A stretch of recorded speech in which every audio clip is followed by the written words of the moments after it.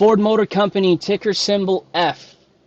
After a decade of stagnation, where price barely knocked on the door of $13 a couple times back in 2011 and 2014, price has had a sick run up off of the COVID lows of just under $4. Recently, in November, price crushed a previous high of 1882 set back in May of 1999. Price found its way through $20 and even made it as high as $25.74. I felt the FOMO filling me while flashing at the Ford chart. I've bought the top in too many stocks, and I was really hoping for price to just come back down to earth so I can start a small position. And that's what happened late January. It's very possible to see price stagnate around this support that was formerly known as resistance, tapped twice.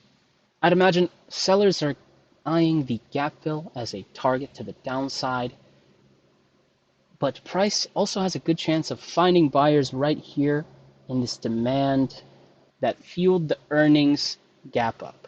In my opinion, it also does make sense for price to come back down to this 1250 area. For these buyers here, they got rewarded. They got $20. They got $26. This is also an area that I personally would want to shell out more capital. But until then, at least wanted to start small. I started with 2024s, looking at the 2022 call debit spread. I was filling it around 55 cents. I actually got a really dog water entry as I got filled in on the 23rd, late in the 23rd. Nobody planned for the 24th. Nobody planned for the Ukraine invasion news. And a lot of stocks across the board opened very negative. But of course, there was a hard rally right into the end of the day.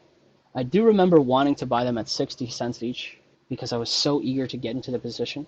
Just kind of a bad habit, as a missed opportunity is better than being burned, especially without a plan.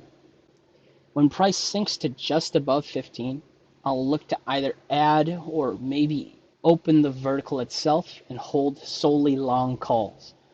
With a lot of time on these contracts, I'm sure to be adding more around or the 1250 area, and my targets in mind are the 1851st for a reducing risk area, 1950 as a sort of safe exit, and 21 as a flat out greedy exit.